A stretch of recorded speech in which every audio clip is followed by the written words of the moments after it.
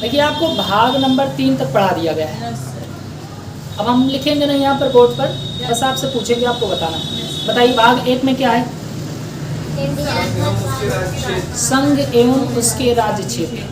भाग 2 में क्या है? नागरिकता। भाग 3 में क्या है? मौलिक अधिकार।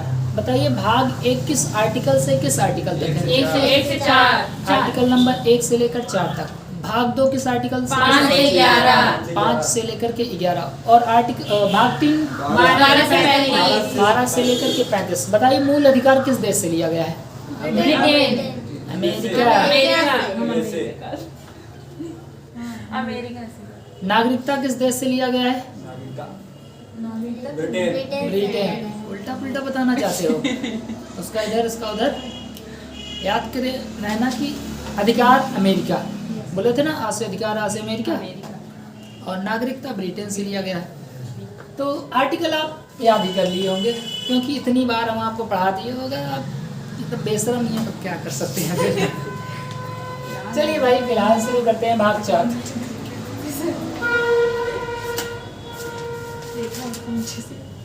देखो जिनको याद नहीं है उनके लिए मैं एक तरीका बताता हूँ, पहले सुन लो।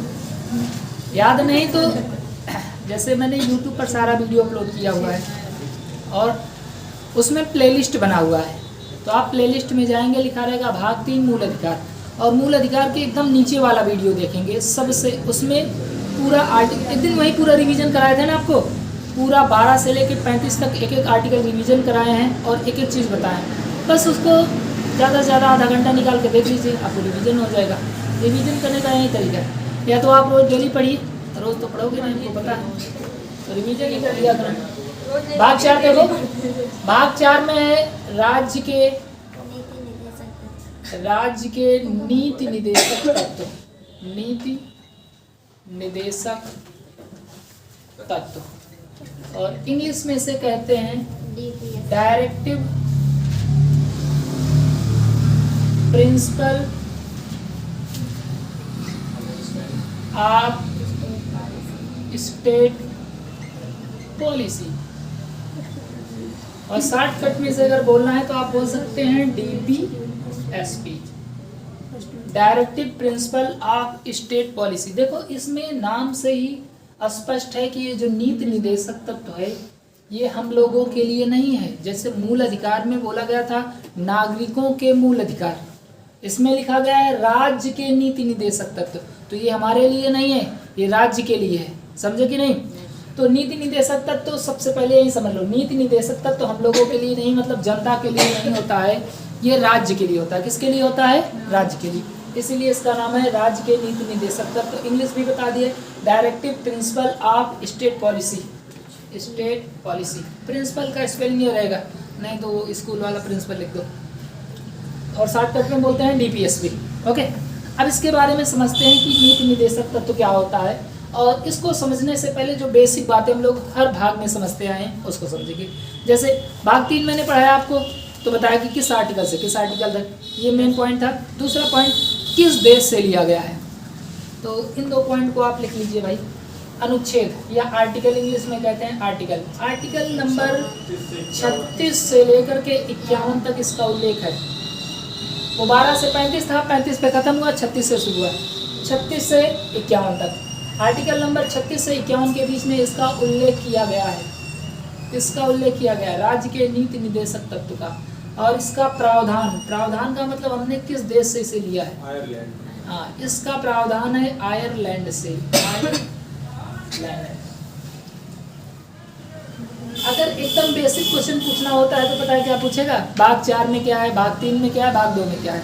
तो एटलीस्ट आपको भाग याद होने चाहिए। लेकिन मैं मानता हूँ कि आप जैसे जैसे भाग पढ़ते जाएंगे आपको भाग पूरा याद हो जाएगा, फिर आर्टिकल वाली दिक्कत रहेगी। लेकिन मैंने शुरू में ही आपको बताया था कि भाग कैसे याद करते हैं। जैसे भाग 4 में है, उसको याद कैसे करेंगे? इसी के नाम से। जैसे लिखा गया है कि राज्य के नीति निदेशक तत्व किस में है, किस भाग में है, और आपको दिया गया ऑप्शन 8, मतलब ऑप्शन में दिया भाग 8, भाग 7, भाग 4, भाग 3 ऐसे दे दिया जाए, तो आप इसको पता कैसे लगाएंगे? इसमें लिखा गया राज्य के नीति निदेशक तत्व, तो देखो यहाँ पर एक शब्द है नीति। तो हम ऐसा सोचेंगे कि अगर हम कोई नीति बनाना चाहते हैं, नीति का मतलब एक नई पॉलिसी बनाना चाहते हैं, तो हमें किसी भी प्रकार की नीति बनाने के लिए कम से कम 4 लोगों की जरूरत है। कितने लोगों की? 4। ये 4 वाला बहुत फेमस है ना, कहते हैं 4 लोग देखेंगे तो क्या कहेंगे, 4 लोग सुनेंगे तो क्या कहेंगे। अब 4 लोग नीति भी बना लें इसी बात पे। तो राज्य के नीति निदेशक तत्व का उल्लेख भाग 4 में। याद करने का तरीका ये होगा कि नीति बनाने के लिए कितने लोगों की जरूरत है? 4। नीति बनाने के लिए 4 लोगों की जरूरत। अब ये भी हम आपको बता देते हैं कि इसको एक ऐसे याद करेंगे कि आयरलैंड से ही लिया गया है। जैसे मैंने आपको मूल अधिकार पढ़ाया, भाग 3 बताया था ना, भाग 3। तो 3 में हम अधिकार बना सकते हैं 3 से, और 3 लिखा है तो 3 से हम अमेरिका भी बना सकते थे। ऐसे मैंने बताया था ना, अधिकार को लिया गया अमेरिका से। ऐसे ही नीति निदेशक तत्व भी कहीं से लिया गया है, कहाँ से? आयरलैंड से। याद कैसे करेंगे?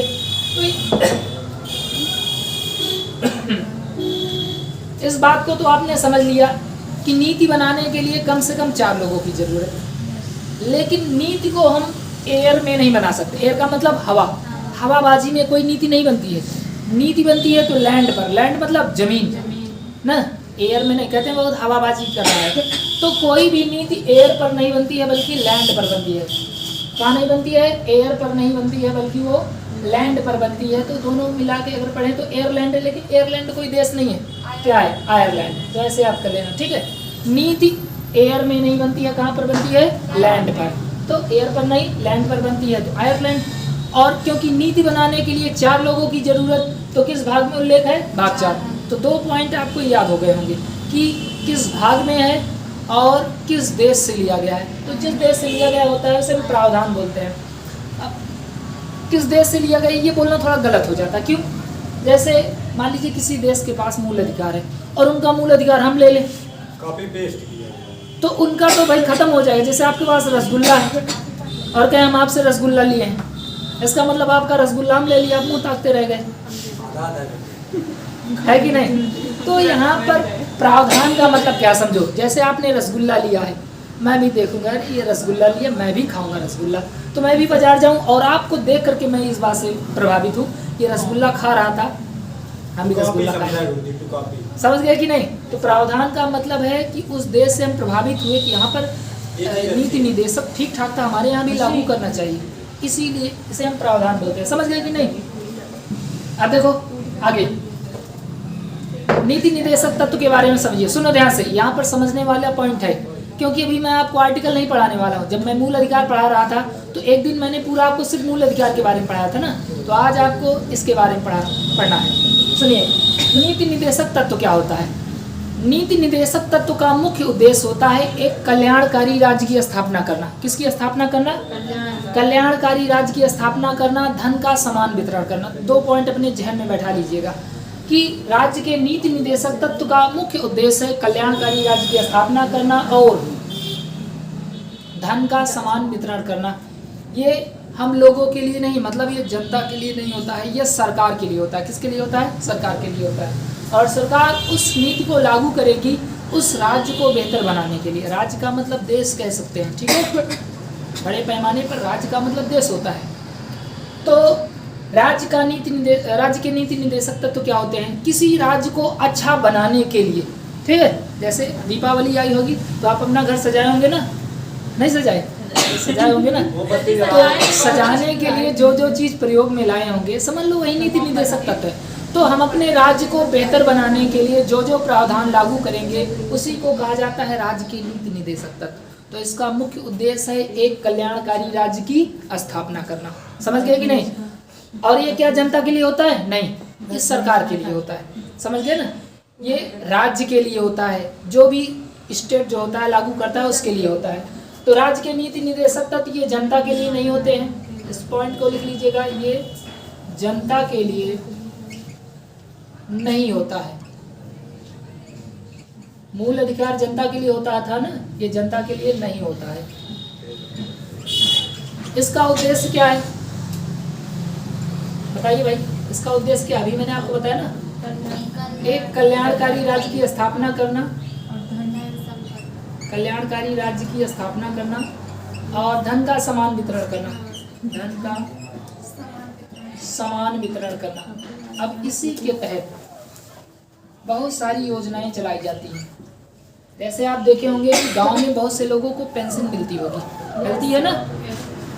वो पेंशन मिलती है इसी राज्य के नीति निदेशक तत्व के हिसाब से। पेंशन क्यों दी जाती है बताइए, क्यों दी जाती है? मेरे पूछने का हाँ? वो काम नहीं कर पाते इसलिए। वो काम नहीं कर पाते उस इसलिए। नहीं, जिन्हें नौकरी मिलती रहती है या बाद में उनकी तबीयत खराब पेंशन देने के कई उद्देश्य हो सकते हैं, लेकिन कुल मिला के अगर हमें एक सेंस में कहें तो सहायता करने के लिए दी जाती है पेंशन। जैसे आवास दिया जाता है, तो आवास इसलिए दिया जाता है जो उसके योग्य ना हो उसको घर मुहैया कराया जाए, वो भी घर में रह सके, आवास इसलिए दिया जाता है।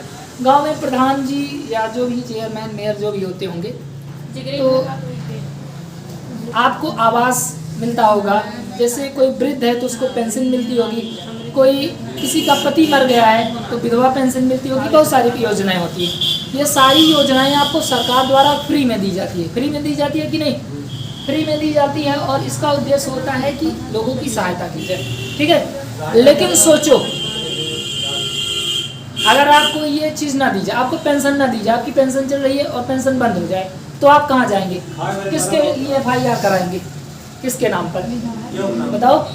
किसी के नाम पर FIR नहीं करा सकते, क्योंकि जो नीति निदेशक तत्व है ना, ये न्यायालय में वाद योग्य नहीं है। मतलब अगर राज्य चाहेगा तो नीति निदेशक तत्व लागू करेगा। अगर मैं चाहता हूँ तो अपना घर सजाऊंगा, भाई दिवाली आई है, अगर मैं चाहता हूँ तो मैं अपना घर सजाऊंगा, और अगर मैं नहीं चाहता हूँ कि मैं ना सजाऊं तो कोई आके मुझे जबरदस्ती कहेगा तुम क्यों नहीं सजाए, सजाओ।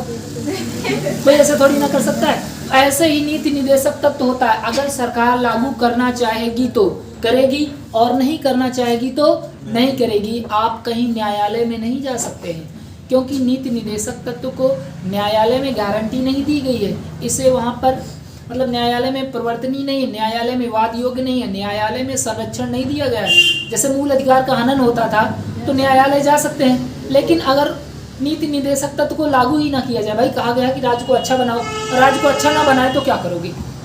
कुछ नहीं कर सकते हो। सरकार यथासंभव कोशिश करेगी। हाँ, कोशिश करेगी, और अगर नहीं कर पाती है तो आप कुछ नहीं कर सकते, क्योंकि नीति निदेशक तत्वों को न्यायालय में वाद योग्य नहीं किया गया है, इसे संरक्षण नहीं दिया गया है। समझ गए ना?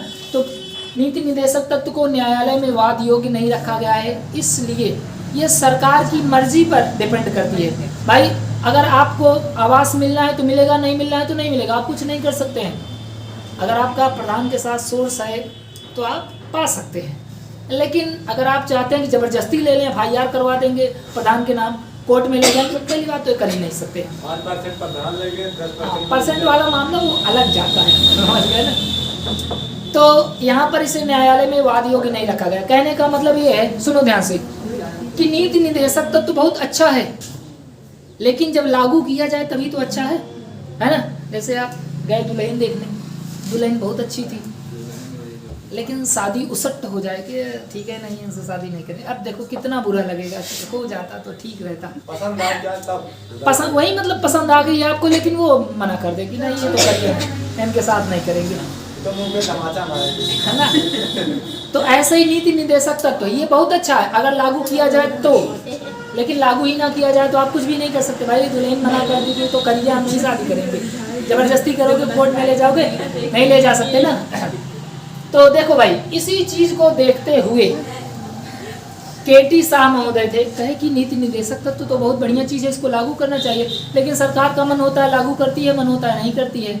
तो इसी चीज़ को देखते हुए KT शाह ने कहा कि नीति निदेशक तत्व एक ऐसे बैंक का चेक है जिसका भुगतान सरकार की इच्छा पर निर्भर करता है। इसका मतलब समझे? क्या समझे? जब उसके पास पैसा होगी तब देगी, नहीं होगी तो नहीं देगी। बिल्कुल सही। देखिए, अगर आपके पास चेक है और आप इशू कराना चाहते हैं, बैंक में गए और बैंक के पास पैसा नहीं है तो कैसे देगी? नहीं देगी, है कि नहीं? और होगा और उसका मन है कि हम ना दें, तब भी आप कुछ नहीं कर सकते, नहीं देगी, दुनिया भर का बहाना बता देगी, आप क्या करोगे? क्या कि सर्वर डाउन है, जब मौज करो, है ना? तो चेक की बात कर रहे हैं, तो चेक बैंक की इच्छा पर निर्भर करता है कि नहीं? वैसे ही राज्य के नीति निदेशक तत्व तो बहुत अच्छे हैं, ये बैंक के चेक हैं, लेकिन सरकार लागू करे तो ना, सरकार लागू ही नहीं करती, तो लागू करना या ना करना किसके ऊपर डिपेंड करता है? सरकार के ऊपर। और इसी चीज़ को देखते हुए टिप्पणी किसने किया था? KT शाह ने टिप्पणी किया था। इस बात को आपको नोट करना है कि KT शाह ने नीति निदेशक तत्व को क्या कहा है? तो केटी शाह ने नीति निदेशक तत्व को बैंक के चेक के समान बताया है। क्या बताया है? बैंक के चेक के समान। कहा कि ये एक ऐसा बैंक का चेक है जिसका भुगतान बैंक की इच्छा पर निर्भर करता है। समझे कि नहीं? सरकार पे। तो इसे लागू करना किसके ऊपर निर्भर करता है? राज्य सरकार। हाँ, सरकार के ऊपर। लागू करना सरकार के ऊपर निर्भर करता है। राज्य सरकार होगा। अरे हो गया, सरकार पर निर्भर करता है।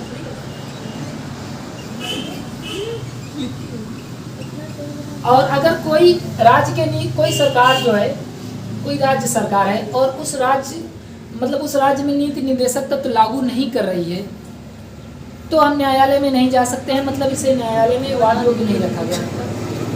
न्यायालय में संरक्षण नहीं प्राप्त है। न्यायालय में संरक्षण नहीं प्राप्त है।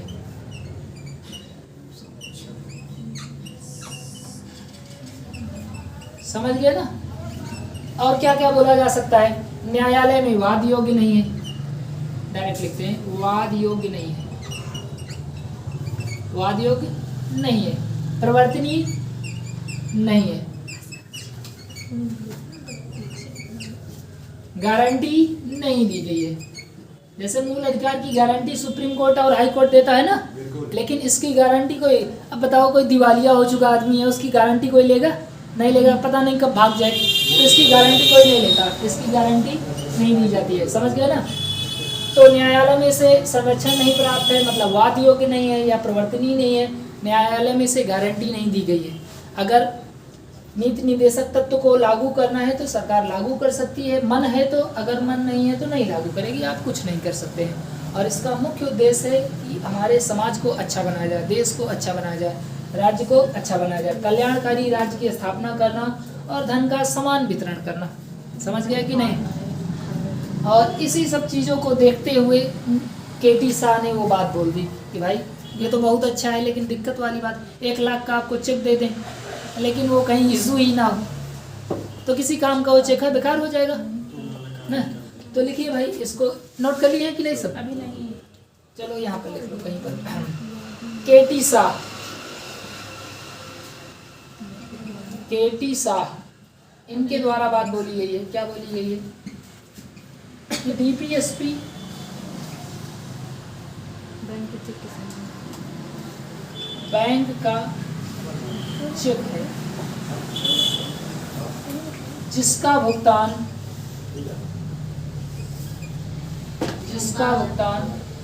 बैंक की इच्छा पर निर्भर है। बैंक की इच्छा पर निर्भर है। समझ गए ना? केटी शाह ने क्या बोला है? केटी शाह एकदम गुस्सा गया। जैसे आदमी एकदम गुस्सा जाता है ना, तो फिर कुछ ऐसा बोल देता है, बिख बोल देता है। ऐसे ही कुछ खतरनाक बोल दी कि ये है तो ठीक, लेकिन बैंक के चेक की तरह है, कब डिपेंड किया जाए कोई मतलब है नहीं। चलिए एक बार इसका रिवीजन कराते हैं जल्दी जल्दी, ध्यान से देखिए। भाग 4, राज्य के नीति निदेशक तत्व, इंग्लिश में कहा जाता है directive principle of state policy.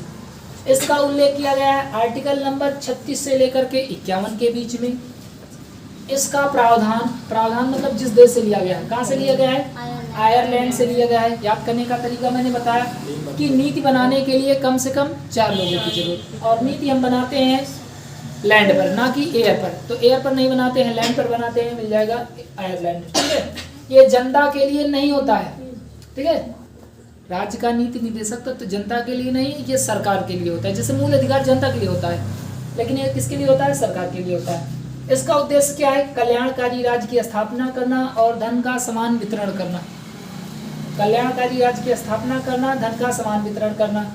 इसको लागू करना किसके ऊपर निर्भर करता है? सरकार के ऊपर निर्भर करता है। सरकार का मन होगा तो लागू करेगी, मन होगा तो लागू नहीं करेगी। जैसे हमारे मूल अधिकार को कोई छीन लेता था, तो ऐसा नहीं जिसका मन होगा छीन लेगा, जिसका मन होगा नहीं छीनेगा। ऐसा नहीं, कोई नहीं छीन सकता, सरकार भी नहीं छीन सकती, कोई व्यक्ति भी नहीं छीन सकता। यहाँ पर कहा गया है कि अगर नीति निदेशक तत्व को लागू करना है तो सरकार का मन है लागू करेगी, मन है नहीं करेगी।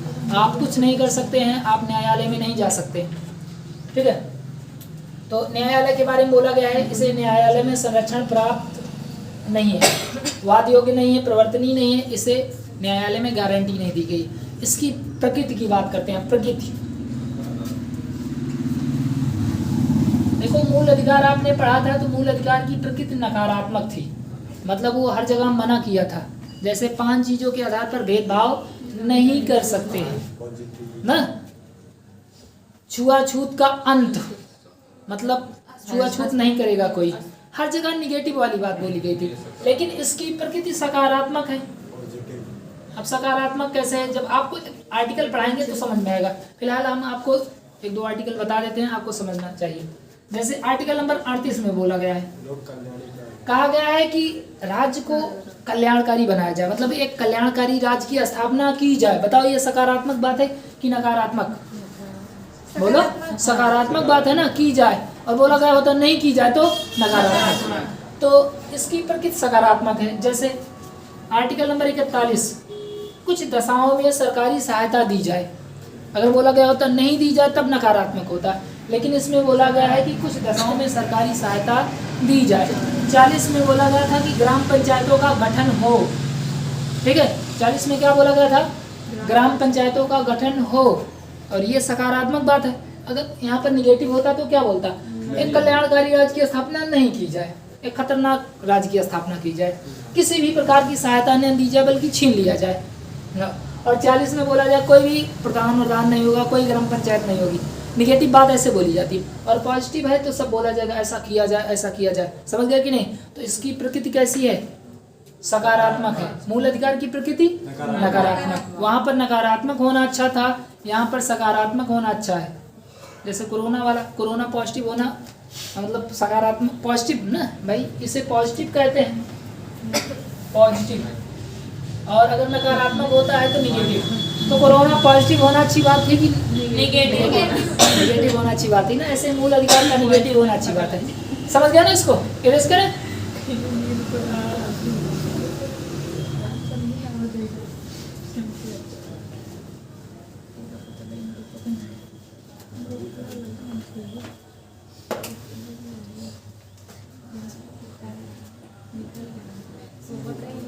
समझ गया ना नीति निदेशक तत्व के बारे में? नीति निदेशक तत्व सुनो ध्यान से फिर से, अब आपको सिर्फ सुनना है, नोट कर लिए होंगे, सिर्फ सुनिए। नीति निदेशक तत्व भारतीय संविधान में इसलिए शामिल किया गया है ताकि सरकार हमारी राज्य को अच्छा बनाने का प्रयास करे। ठीक है, आपको मौका दिया जाए कि आप अपने कोचिंग को सजाइए, ठीक है, लेकिन आपको कोई संसाधन ना दिया जाए, मतलब कोई सोर्सेस ना दिया जाए, बस बोल दिए सजाओ। ऐसे मुंह लेकर थोड़ी ना ऐसे ऐसे लगा के सजाएंगे, कुछ ना कुछ देना चाहिए भाई। फूल वूल दे दो, कुछ पैसा वैसा दे दो तो बढ़िया फोटो वोटो चिपका देंगे, एकदम बढ़िया बना देंगे कि नहीं। लेकिन बस बोल दिया सजाओ भाई, या तो फिर अपने पास पैसा होना चाहिए बहुत ज़्यादा तब सजाएं। तो ऐसे ही राज्य का नीति निदेशक तत्व है, इसे बोला गया है, इसे इसलिए लागू किया जाएगा ताकि राज्य अच्छा हो सके। ठीक है, बस इतना याद कर लो। राज्य के नीति निदेशक तत्व को इसलिए लागू किया जाता है ताकि एक अच्छा राज्य बन सके, कल्याणकारी राज्य बन सके, और जितने भी लोग हैं सबके बीच में समानता आ सके, जिससे कहा गया मतलब कल्याणकारी राज्य की स्थापना और धन का समान वितरण इसका मुख्य उद्देश्य है। ठीक है, इसे न्यायालय में वाद योग्य नहीं रखा गया है। अगर किसी राज्य के नीति निदेशक तत्व का उल्लंघन होता है, कोई सरकार उल्लंघन करती है, लागू नहीं करती है, तो आप किसी भी न्यायालय में नहीं जा सकते हैं। समझे कि नहीं? क्योंकि इसे न्यायालय में संरक्षण नहीं प्राप्त है, ये न्यायालय में वाद योग्य नहीं है। इसकी प्रकृति सकारात्मक है, अच्छी अच्छी बातें बोलेगा। समझे कि नहीं? और इसको लागू करना किसके ऊपर डिपेंड करता है? सरकार के ऊपर डिपेंड करता है। अगर सरकार चाहेगी तो लागू करेगी, सरकार चाहेगी तो लागू नहीं करेगी। तो नीति निदेशक तत्व को लागू करना सरकार के ऊपर निर्भर करता है। इसी चीज को देखते हुए केटी शाह ने क्या कहा बताइए? या बैंक का एक चेक है, समझे ना, और बैंक के चेक का भुगतान निर्भर करता है बैंक की इच्छा पर। तो केटी शाह का नाम याद करके रखना है। ठीक है, एक और भी है केसी हुइयर है। बताओ केसी हुइयर ने क्या कहा है? केसी हुइयर, बात आ रही थी तो हम बता दिए, नहीं तो बताते नहीं। एक थे केटी शाह, एक है केसी हुइयर। बताइए भाई, केटी शाह के बारे में आपने समझ लिया कि इन्होंने कहा कि डीपीएसपी जो है ये चेक है, क्या है? चेक, बैंक का चेक है।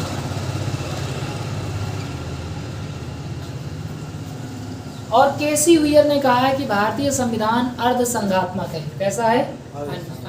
अर्धसंघात्मक। तो दोनों नाम सेम सेम मिल रहा था, इसीलिए बता दिया हम आपको कि केसी हुयर का क्या कथन है और केटी शाह का।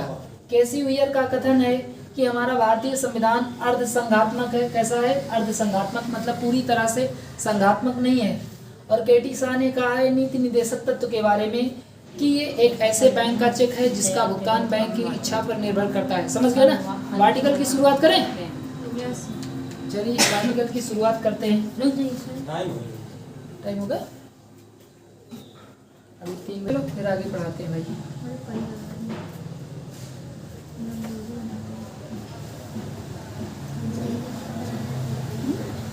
तो चलिए इसके आर्टिकल की शुरुआत करते हैं, क्योंकि आपको पता है कि ये शुरू है आर्टिकल नंबर 36 से और ये जाएगा 51 तक। तो शुरुआत होगी आर्टिकल नंबर 36 से, आर्टिकल 36।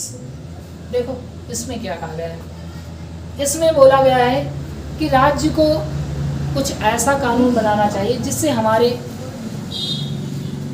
मतलब राज्य सरकार को ऐसा कानून बनाना चाहिए जिससे हमारे राज्य का कल्याण हो सके। तो यहाँ पर स्पेशली परिभाषा बताई गई है। और किसकी परिभाषा बताई गई है? राज्य की परिभाषा, राज्य की परिभाषा। आर्टिकल नंबर 36 में राज्य की परिभाषा बताई गई। और यहाँ पर ये इस राज्य का मतलब ये राज्य नहीं कि उत्तर प्रदेश, मध्य प्रदेश, झारखंड, ये सब नहीं, देश यहाँ पर राज्य का मतलब डिपार्टमेंट से। किससे है? डिपार्टमेंट। जैसे रेलवे एक डिपार्टमेंट है, एयरपोर्ट एक डिपार्टमेंट है, केंद्र सरकार भी एक डिपार्टमेंट है, राज्य सरकार भी एक डिपार्टमेंट है। जो कोई कानून बना सकती है अपने अथॉरिटी के अंदर, वो डिपार्टमेंट होता है। क्या होता है? डिपार्टमेंट। तो यहाँ पर बोला गया है कि राज्य सरकार को, यहाँ पर राज्य का मतलब डिपार्टमेंट है, तो राज्य के बारे में बोला गया है कि राज्य को अपने राज्य के लिए, राज्य का मतलब डिपार्टमेंट, ठीक है, उसको ऐसे कानून बनाने चाहिए जिससे उसके राज्य का कल्याण हो सके। तो आपको आर्टिकल 36 में बस इतना याद रखना है कि आर्टिकल 36 राज्य की परिभाषा। लेकिन यहाँ पर राज्य का मतलब हम इस राज्य से नहीं समझते हैं, ठीक है। राज्य का मतलब यह नहीं कि उत्तर प्रदेश, मध्य प्रदेश। राज्य का मतलब डिपार्टमेंट। आप लिखना चाहें तो कहीं पर लिख सकते हैं। राज्य का मतलब यहाँ पर क्या है? डिपार्टमेंट। समझ गए ना? तो यहाँ पर बोला गया है कि राज्य को अपने राज्य के लिए, मतलब डिपार्टमेंट को अपने राज्य को अच्छा बनाने के लिए अच्छा काम करना चाहिए, बढ़िया बढ़िया एक से एक योजनाएं लागू करना चाहिए। तो यहाँ पर याद कैसे करेंगे? देखो, याद करने का हम आपको तरीका बताते हैं। वर्तमान समय में हमारे भारत में कितने राज्य हैं? 28 राज्य। और कितने यूनियन टेरिटरी हैं? बोलो। 8। और टोटल जोड़ देंगे तो 8 8 16, 36। अगर हम इस यूनियन टेरिटरी को भी एक राज्य मान लें, मतलब ये भी राज्य, तो कुल मिला करके यूनियन टेरिटरी को भी अगर हम राज्य मान लेते हैं तो कुल मिला के कितने राज्य? 36। और 36 राज्य, बस ऐसे याद करना। याद करने का तरीका बता रहे हैं, यहाँ पर इस राज्य की बात नहीं की गई। तो 28 राज्य और 8 यूनियन टेरिटरी, टोटल हो गया 36। और 36 में 36 हो गए राज्य, तो राज्य की परिभाषा 36 में। समझ गया ना? 28 + 8 = 36 और 36 राज्य हो गए, क्योंकि 36 राज्य का मतलब समझ रहे हैं ना? 28 राज्य और 8 यूनियन टेरिटरी। समझ गए ना? तो टोटल हम 36 मान लेते हैं। तो 36 में किसकी परिभाषा है? राज्य की परिभाषा। इसको आपको याद करना है ऐसे ही कि 28 राज्य, 8 यूनियन टेरिटरी, टोटल हो गया 36 और 36 में है परिभाषा।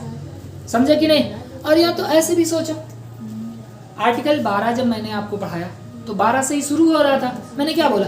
जब शुरू होगा कोई चीज़ तो शुरू में उसकी परिभाषा ही तो बताई जाती है। तो यहाँ पर भी तो शुरू में परिभाषा बताई जा रही है ना। यहाँ पर डीपीएसपी के संबंध में बताया जा रहा है। समझ गए कि नहीं? तो 36 में क्या है? परिभाषा। 12 में क्या है? परिभाषा। आगे चलते हैं। बस इसमें बहुत कुछ जानने लायक नहीं, बस इतना याद रखिएगा कि राज्य का मतलब इस राज्य से नहीं, मतलब जो हमारा राज्य है इस राज्य से नहीं। राज्य का मतलब डिपार्टमेंट, ठीक है। और अब क्योंकि 36 चला है तो अगला 37 आएगा। 37 में देखो, 37 में आपको पहले ही एकदम बता दिया जाएगा, क्योंकि आप अभी नया नया मूल अधिकार पढ़ के आए हैं, आपके अंदर एकदम आग भरी है। और आप सोच रहे होंगे कि मूल अधिकार बहुत पावरफुल था, मूल अधिकार का हनन होता था, सुप्रीम कोर्ट जा सकते हैं, हाई कोर्ट जा सकते हैं, एकदम खतरनाक तरीके से ना। तो आपको कुछ ऐसा भी लगा होगा कि यहाँ पर भी कुछ ऐसा होना चाहिए था, लेकिन ये पहले बता दे रहा है। आर्टिकल नंबर 37 में यही बात बताया जा रहा है। देखो भैया, ये नीति निदेशक तत्व जो है ये बहुत कमज़ोर है, इसे न्यायालय में वाद योग्य नहीं रखा गया है, न्यायालय में संरक्षण नहीं प्राप्त है। सारी की सारी जानकारी कैसे दे दी जा रही है, पहले से ही दे दी जा रही है। तो 37 में बोला गया है कि डीपीएसपी न्यायालय में या डीपीएसपी को न्यायालय में संरक्षण नहीं प्राप्त है, संरक्षण नहीं प्राप्त है। अभी ये बात मैंने बताई थी कि नहीं भाई? अभी मैंने आपको ये बताया था कि अगर कोई नीति निदेशक तत्व का उल्लंघन करता है तो क्या हम न्यायालय में जा सकते हैं? नहीं जा सकते हैं। और ये बात आर्टिकल 37 में साफ साफ लिखी गई है कि नीति निदेशक तत्व को न्यायालय में संरक्षण नहीं दिया गया है, ठीक है, प्राप्त नहीं है। नीति निदेशक तत्व को न्यायालय में संरक्षण नहीं दिया गया है। कहने का मतलब ये है कि न्यायालय में वाद योग्य नहीं है, वाद योग्य नहीं है, प्रवर्तनीय नहीं है, संरक्षण लिखते हैं और इसे गारंटी नहीं दी गई है। न्यायालय द्वारा नीति निदेशक तत्व को गारंटी नहीं दी गई है। सब में कट का साइन लगा देना, मतलब ये सब नहीं है। तो आर्टिकल देखो, निगेटिव बात आ रही है ना, मैंने क्या बोला था, इसकी प्रकृति नकारात्मक होगी और अभी से अपना असर दिखाना शुरू कर रहा है। 37 में सीधा बोला है नहीं होगा। डीपीएसपी को न्यायालय में संरक्षण नहीं प्राप्त है, वाद योग्य नहीं है, प्रवर्तनीय नहीं, गारंटी नहीं, ठीक है। अगला देखते हैं आर्टिकल नंबर 38। और मैंने आपको आर्टिकल नंबर 38 भी पढ़ा दिया है। अब आप लोग सोचोगे अरे सर अभी तो शुरू ही हो रहा था, आप कहाँ पढ़ाए? मैंने अभी पढ़ा है ना। 38 में बोला गया है कल्याणकारी राज्य की स्थापना। क्या है? कल्याणकारी राज्य की स्थापना। तो नीति निदेशक तत्व का जो मुख्य उद्देश्य था वही बात आर्टिकल नंबर 38 में बोली गई है कि कल्याणकारी राज्य की स्थापना की जाए। कैसे राज्य की स्थापना? कल्याणकारी। तो इसको याद कैसे करेंगे? देखो इधर पढ़ो, हिंदी में पढ़ना, 38 नहीं हिंदी में 38। तो इसमें अड़ आ रहा है 38 और इसमें पढ़ो कल्याण, इसमें भी अड़ आ रहा है ना, तो 38 कल्याण मिलता जुलता है कि नहीं? 38 में है कल्याणकारी राज्य की स्थापना, 36 में है परिभाषा और 37 में धीरा दिया गया। धीरा दिया मतलब बता दिया गया पहले से। ये मत सोचना कि ये भी मूल अधिकार की तरह पावरफुल है, इसे न्यायालय में वाद योग्य नहीं किया गया है, ठीक है। तो आर्टिकल नंबर 38 में क्या है? कल्याणकारी राज्य की स्थापना। याद कैसे करेंगे? 38 आड़ा आ रहा है ना, तो आड़ा इसमें भी आ रहा है, आड़ा इसमें भी आ रहा है कि नहीं? 38 कल्याणकारी राज्य की स्थापना। और इसमें 3 प्रकार के न्याय की भी बात की गई है। समझ लीजिए कौन कौन सा न्याय है। सामाजिक न्याय, आर्थिक न्याय और राजनीतिक न्याय, ठीक है। सामाजिक, आर्थिक और राजनीतिक न्याय की बात की गई है। नीति निदेशक तत्व में 3 प्रकार के न्याय की बात की गई है, सामाजिक, आर्थिक, राजनीतिक। कौन कौन सा? सामाजिक, आर्थिक, राजनीतिक। आर्टिकल नंबर 38 लोक कल्याण, 38 कल्याण याद करने का यही तरीका है। और 36, 28 राज्य जोड़िए, 8 केंद्र शासित प्रदेश जोड़िए, टोटल हो गया 36। 36 में इसकी परिभाषा है, या शुरू हो रहा है तो शुरू में परिभाषा ही बताई जाएगी।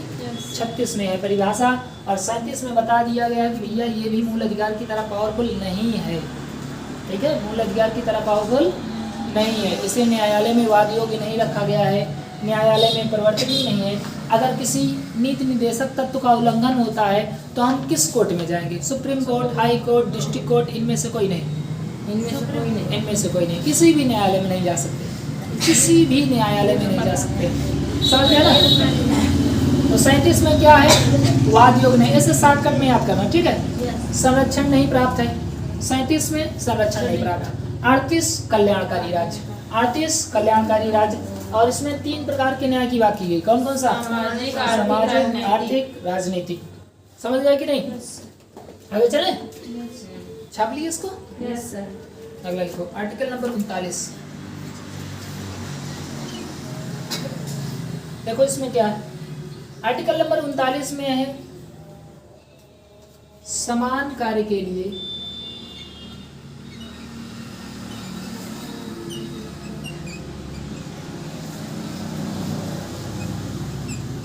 समान वेतन, और स्पेशली महिला और पुरुष की बात किया गया है इसमें। उनके अलावा और कौन कर ही सकता है?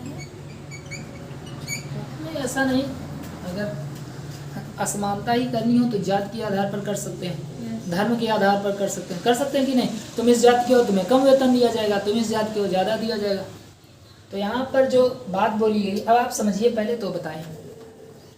आर्टिकल नंबर 39 समान कार्य के लिए समान वेतन।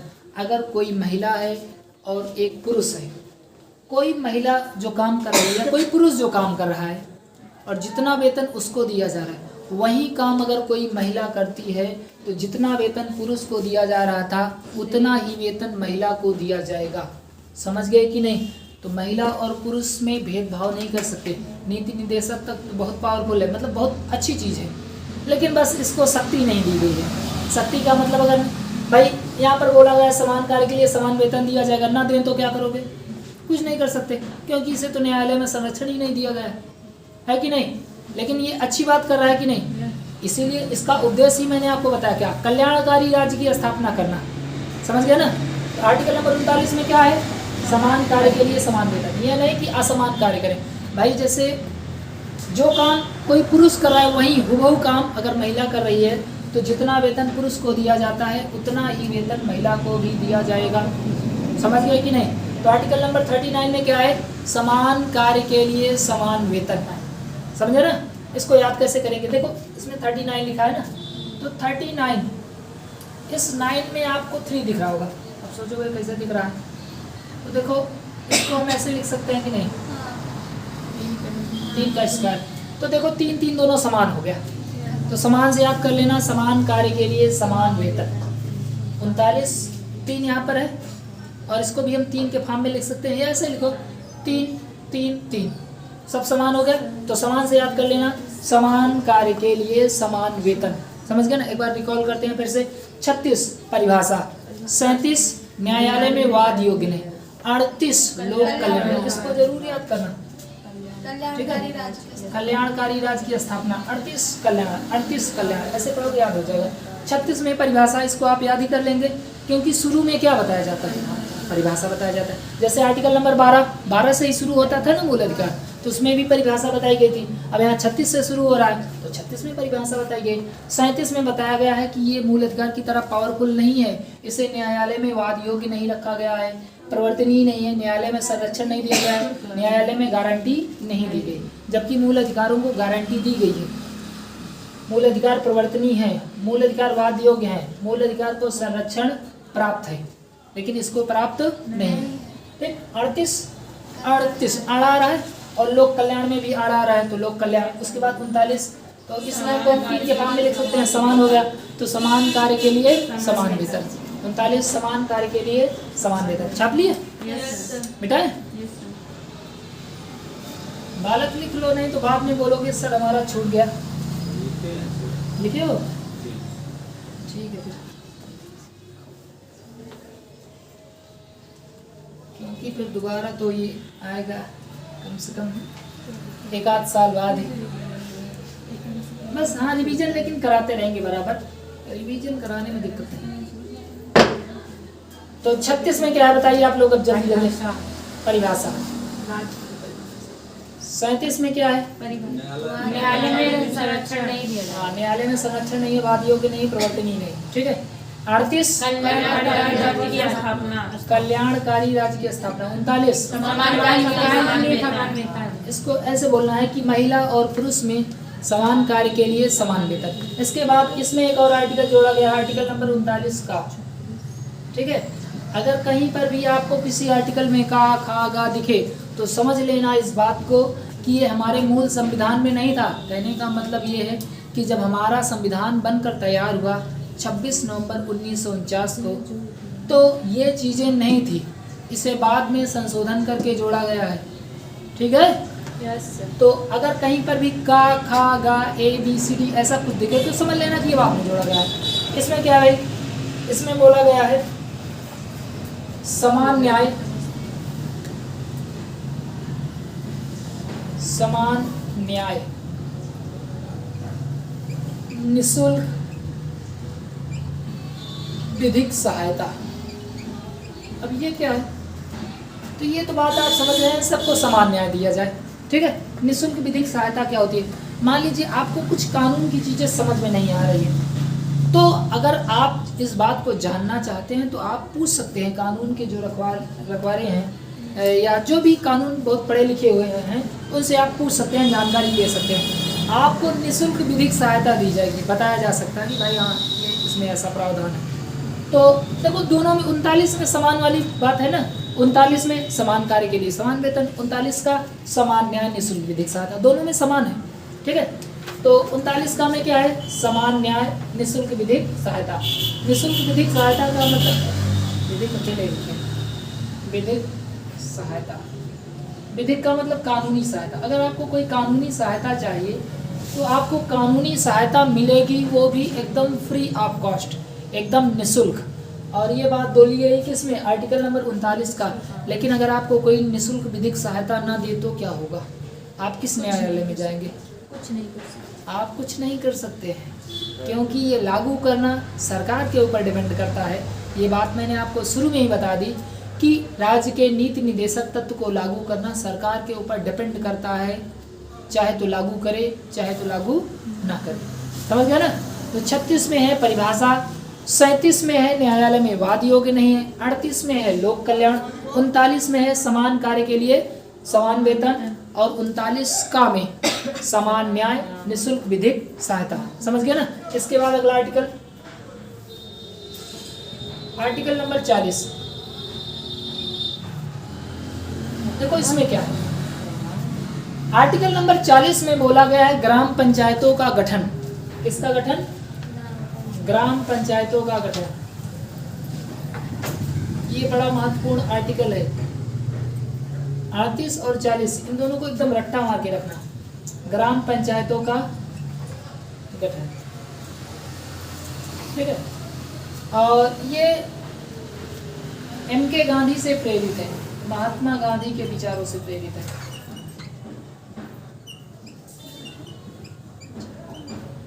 ठीक है। इसमें एक चीज हम आपको बताना भूल गए थे कि नीति निदेशक तत्व में 3 प्रकार का सिद्धांत है, गांधीवादी सिद्धांत, उदारवादी सिद्धांत और समाजवादी सिद्धांत। 3 प्रकार का सिद्धांत है। और ये अगर आपसे पूछता है कि क्या ये एकदम लिखित रूप में ही है, तो ऐसा नहीं है, लेकिन इसके जो आर्टिकल हैं वो किसी ना किसी के विचारों से प्रभावित है। जैसे आर्टिकल 40 जो है ये महात्मा गांधी के विचारों से प्रेरित है। क्यों, क्योंकि महात्मा गांधी का मानना था कि ग्राम पंचायत का होना जरूरी। सोचिए अगर आपके गांव में प्रधान नहीं होते, चेयरमैन नहीं होते, सीधा आपको कोई कुछ भी चाहिए आपको सीधा संपर्क करना पड़ता मुख्यमंत्री से। किससे, मुख्यमंत्री से। ये तो बड़ा दिक्कत वाला मामला हो जाता। आप मुख्यमंत्री तक पता नहीं कब पहुंचते, है कि नहीं। मुख्यमंत्री तक पहुंचना भाई सामान्य व्यक्ति के लिए बहुत आसान बात नहीं है कि नहीं। मुख्यमंत्री तक पहुंचना एक सामान्य व्यक्ति के लिए आसान बात नहीं है। इसीलिए इसको क्रम में बांट दिया गया कि नीचे नीचे नीचे एकदम जाते जाते गांव लेवल पर प्रधान होगा। तो ये महात्मा गांधी का विचार था, समझ गए कि नहीं। इसीलिए ग्राम पंचायतों का जो गठन है ये महात्मा गांधी के विचारों से प्रेरित माना जाता है। 40 में है ग्राम पंचायतों का गठन। और इसको एकदम याद करके रखना, इसको हम कुछ नहीं बताएंगे आपको कैसे याद करना है, सिर्फ आपको याद करना है, याद करना है, याद करना है। 40 में क्या है, ग्राम पंचायतों का गठन। और ये किसके विचारों से प्रेरित है, महात्मा गांधी के विचारों से प्रेरित है। देखो अब ग्राम पंचायत की बात आ गई है तो कुछ बातें आपको समझ लेना चाहिए। ग्राम पंचायत को लागू करने वाला या ग्राम पंचायत व्यवस्था को लागू करने वाला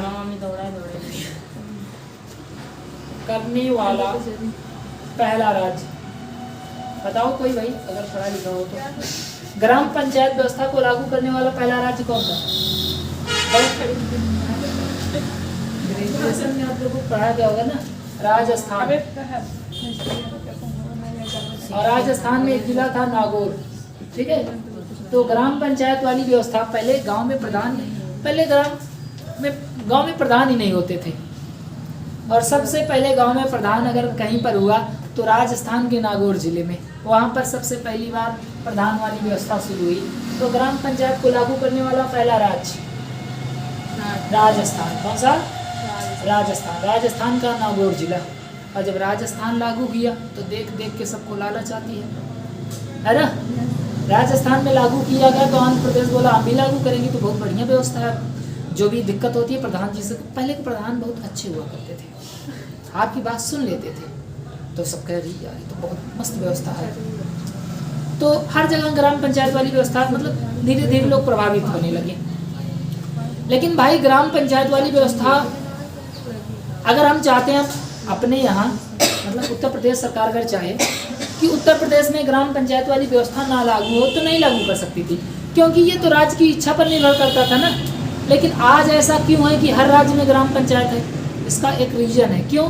क्योंकि पहले ये पावरफुल नहीं था आर्टिकल, इसमें संशोधन किया गया और संशोधन करके कंपलसरी कर दिया गया कि देखो हर राज्य में अब ग्राम पंचायत, कहीं पर भी गांव होगा तो वहाँ पर ग्राम पंचायत वाली व्यवस्था लागू होगी। समझ गए कि नहीं?